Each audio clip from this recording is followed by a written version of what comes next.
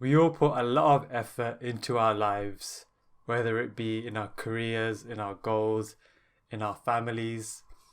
And in this episode, we're going to look at a way we can kind of hit the cruise control button to life and enter this state of non-doership where we can do exactly what we're doing, live life exactly like we're living, and do it in a way that it doesn't feel like us applying pressure and effort anymore.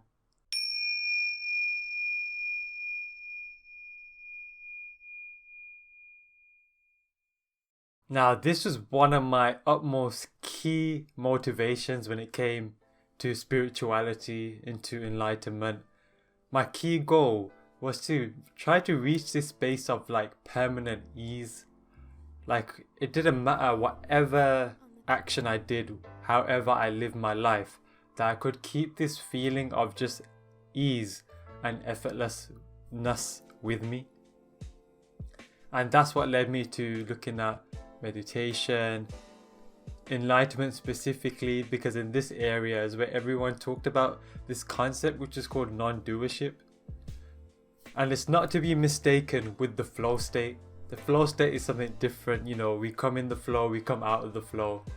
And usually it requires some focus, like we're focusing on something.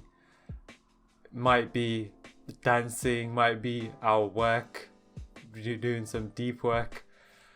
And as we're doing so, we come into this flow state. It's like we focus on something and then our focus becomes completely observed or absorbed and we're just completely present. However, we come in and out of it. It's not something that we can permanently keep. And what I was looking for was something permanent. And whereas flow state is something that you do, non-doership is non-doing, so you're being. Now, the main difference between the flow state and non-doership is this disidentification that occurs that allows you to be in non-doership. And I discussed, in my previous video, we talked about the different stages of escaping the prison of the mind. And non-doership comes in the stage of where you start working on the enlightenment work and teachings. So, we start off with our focus, then we move to the next stage, which is emotional healing, and then the next stage, which is energy work. And then now it becomes a perfect time and an easy way to now transition into the enlightenment work and the enlightenment teachings and self-realization. And this starts at the level of consciousness of presence. So, I also mentioned the levels of consciousness as this efficient pathway to self-realization.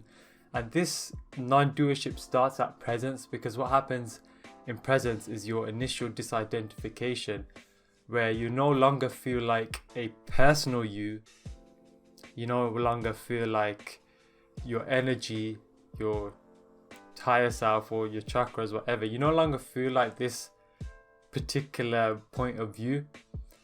And now you start feeling like the space in which everything occurs in. So as you live your life, you start feeling like instead of you doing the actions, you're the space in which the actions are being done. And whenever you explain it, it does sound a bit abstract.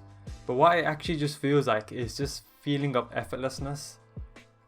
I used the analogy in the previous video where it's like you have an ocean. There might be noise going on at the top of the ocean. You might be swimming. There might be boats flowing. But at the bottom of the ocean, it's completely still. The stillness remains. And this is what happens when you become disidentified, which is not discarding. You don't discard your personality. You don't discard your personal self. You're just able to recognize the mask. And so instead you identify as this field of presence, this field of being, which houses all your energy, which houses all your activities. And that's where the effortlessness comes from. And the interesting thing that happens at this stage is you start to begin to feel as if the personality itself is just an energy, it's just a feeling. that was a weird thing that happened to me in my journey, was that I realized that, oh, this like feeling of identity of being a person, Manvir, being this Manvir, living life, is actually just a thought. It's actually just a feeling that I've just become really entangled in. And so as you start to work on your spiritual awakening and your self-realization journey, you start to untangle this focus. It's like you become so focused on watching the movie, you know, when you go to a cinema, that you forget that, oh, I'm watching this movie. You start to feel like you're in it. You start experiencing the emotions as if you are the movie. And slowly you start to realize, oh, hold on, you're watching this movie. And so all this activity is going on in the movie. All these things are happening, but you still remain in this restfulness, in this non-doership. Not because there's no activity going on. That's another misconception, you know, given the word non-doership, that there's no activity going on. In fact, you're probably going to be more active because you're not in resistance to life, to its activities. You're not constantly thinking, shall I do this, shall I do that? Constantly worrying between your thoughts and making decisions of what you need to do. You just rest at this field of presence and you start acting more fluidly, more naturally. And it becomes more of a permanent state rather than a flow state, which you keep going in and out, in and out.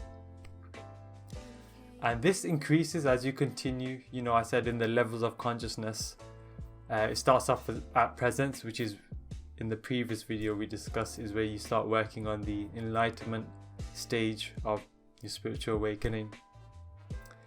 And presence is when you start to feel this field almost like a container that houses your energy and activities.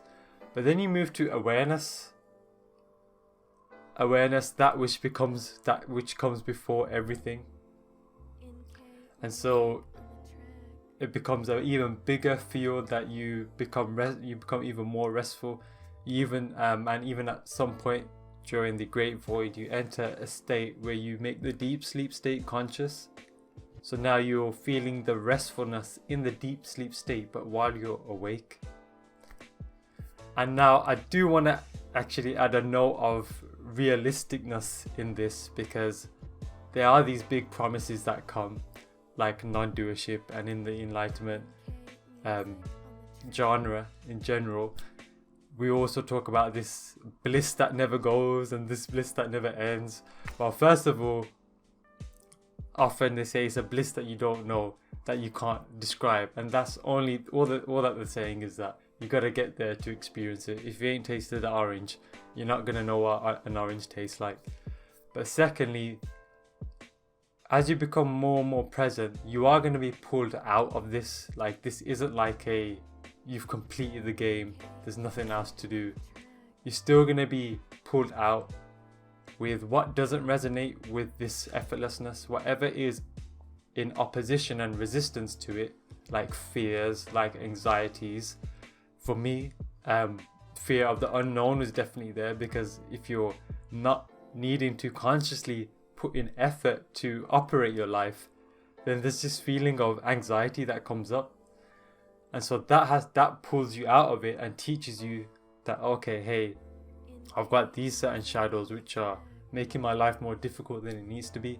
And then you heal and you process, and then you become even more in the non-doership state. You become even more restful, and this is just a period of integration, which is important. And the last note I wanted to make is that this non-doership is a byproduct of your awakening. It's not something to be forced. Like I said, there was some anxiousness there.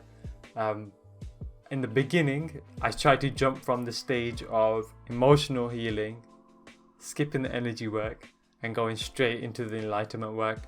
And that was a lot of force. And I thought I was being in this non-doership state, but A, I wasn't.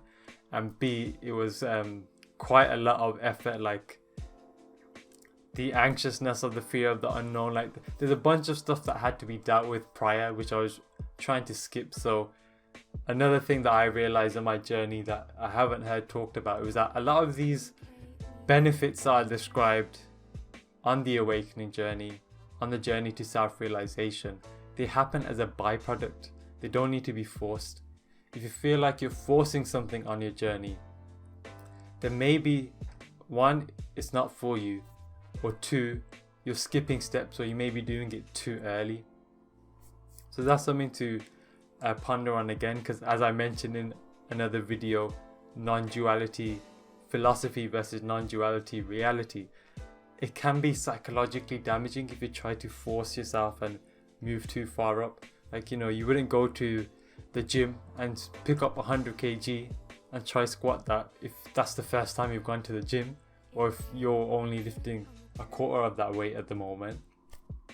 It's a step-by-step process, but the beauty of it is when you're doing it the efficient way, or you could say that even the quote-unquote right way, a lot of the times you don't realize how much progress you make until you look back. Like a year goes by, you're making these step-by-step changes, and you may even think that you're not progressing as much. However, when you reflect, even right now for yourself, if you reflect from a year ago, 6 months ago, 2 years ago, you can see that there's quite a lot of difference that has been made. There's quite a lot of growth that has happened. And so this is it for this video. To summarize, non-doership, it's not the same as being in the flow state. Being in the flow state is a state. You have to focus on it. You come in and out of it. Non-doership, as the name suggests, you come into, well, you let go of the doer and you come into the beingness. There's a disidentification that happens with your personality, which is not a discarding, just a disentanglement. You know, you remember that you're watching the movie instead of being engrossed in the movie. And this happens at the enlightenment stage, starting off with presence, where you acknowledge that you're this space of presence, this container that houses the activity. The activity occurs in this space, which is you. And you know, you may be pulled in and out of this as things pop up for healing that take you out of the trust of, you know, allowing life to happen and unfold by itself. But you know, it happens as a byproduct of awakening. You don't need to force it. It happens naturally. So if this video served you, make sure you like, comment, subscribe, share with someone that you know needs to hear this.